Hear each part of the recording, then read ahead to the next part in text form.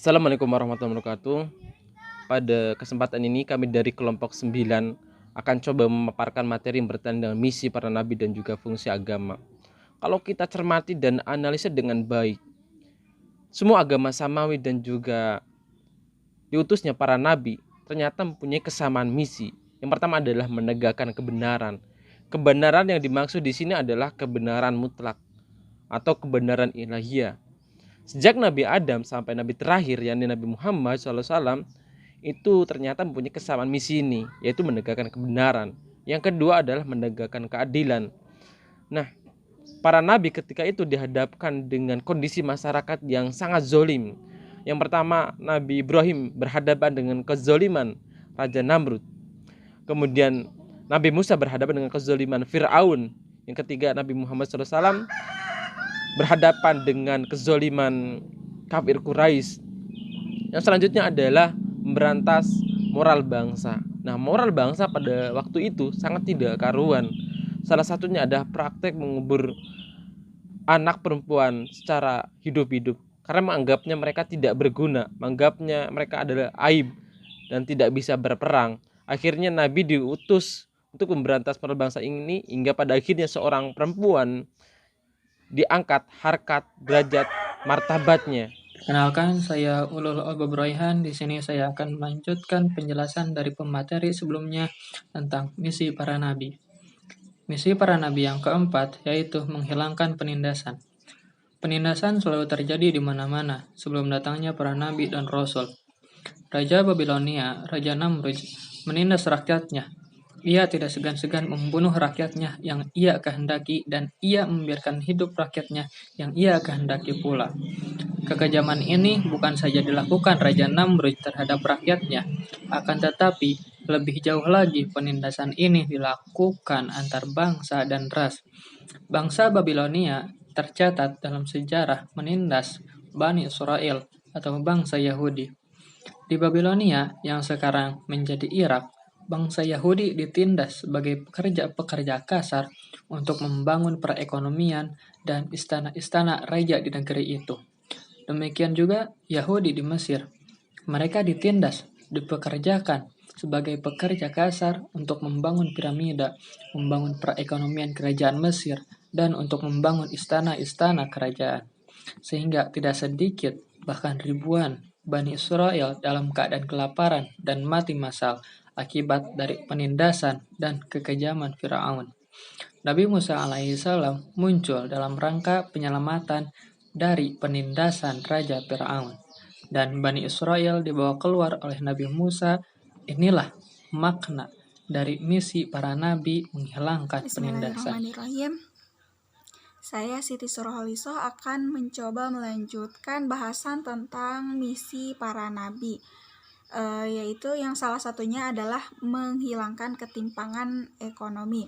Nah, di sini saya akan membawa contoh menghilangkan ketimpangan ekonomi pada masa Nabi Muhammad SAW. Nah, di samping diutusnya Kanjeng Nabi Muhammad SAW, di samping untuk menegakkan kembali agama tauhid yang sebelumnya telah dibawa oleh Nabi Ibrahim alaihissalam, beliau juga sangat berperan dalam memberantas kelaparan dan juga ketidakadilan ekonomi pada masa itu. Nabi Muhammad SAW berhadapan dengan kafir Quraisy dalam rangka pembebasan manusia dari lapar dan ketidakadilan ekonomi. Nah, ekonomi Islam mulai dapat diatasi setelah turunnya perintah zakat, yaitu pada tahun kedua Rasul hijrah ke Madinah, yaitu isi dari perintah tersebut adalah umat Islam diwajibkan untuk mengeluarkan sebanyak 2,5% dari hartanya setiap tahun dengan catatan telah memenuhi jumlah tertentu atau nisab zakatnya. Nah, dan zakat ini juga menjadi salah satu pilar agama atau menjadi salah satu rukun Islam. Kemudian perintah zakat ini lebih menekankan pada relasi horizontal, yaitu antara seorang muslim kepada seorang muslim lainnya, atau dalam agama lebih dikenal dengan sebutan hablum minannas. Dan relasi ini kemudian merupakan satu dari dua dasar ubudiyah dalam Islam. Rasulullah SAW dalam menyikapi perintah zakat ini tidak hanya memahaminya sebagai perintah untuk mengeluarkan harta. Justru Rasulullah memiliki misi yang lebih besar, yaitu untuk memperkuat basis perekonomian umat.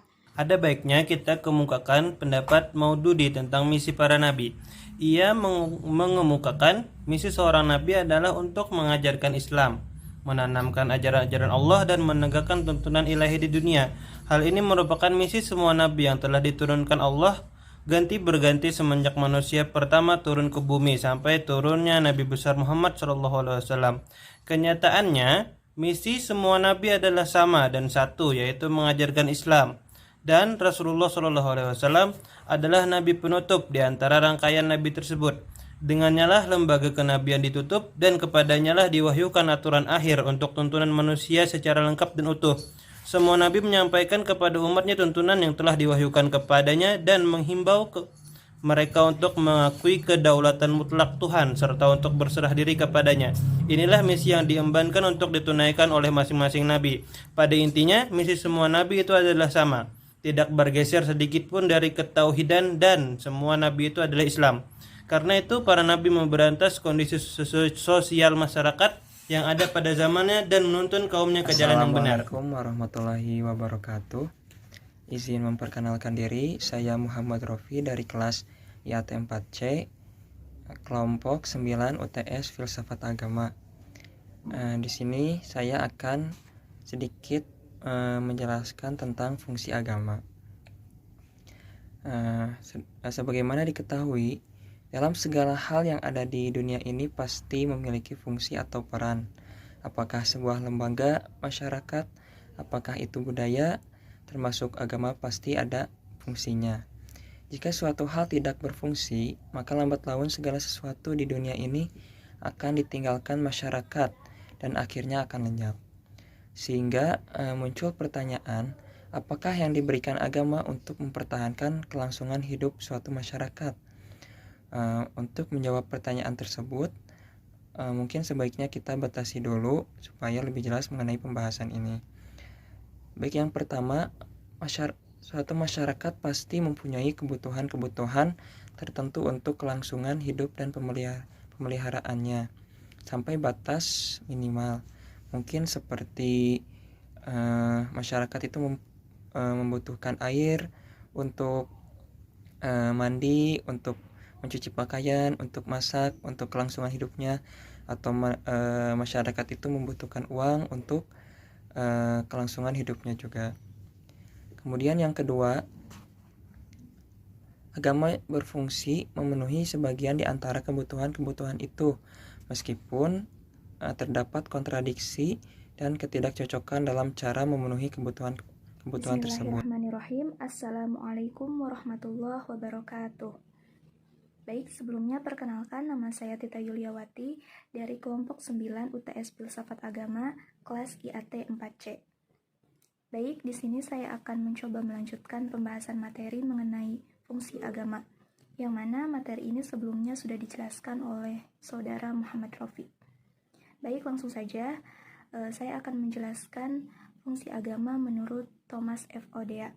Jadi menurut beliau, agama itu memiliki 6 fungsi. Yang pertama, sebagai pendukung, pelipur lara, dan rekonsiliasi, atau bisa dibilang sebagai solusi untuk memecahkan perbedaan.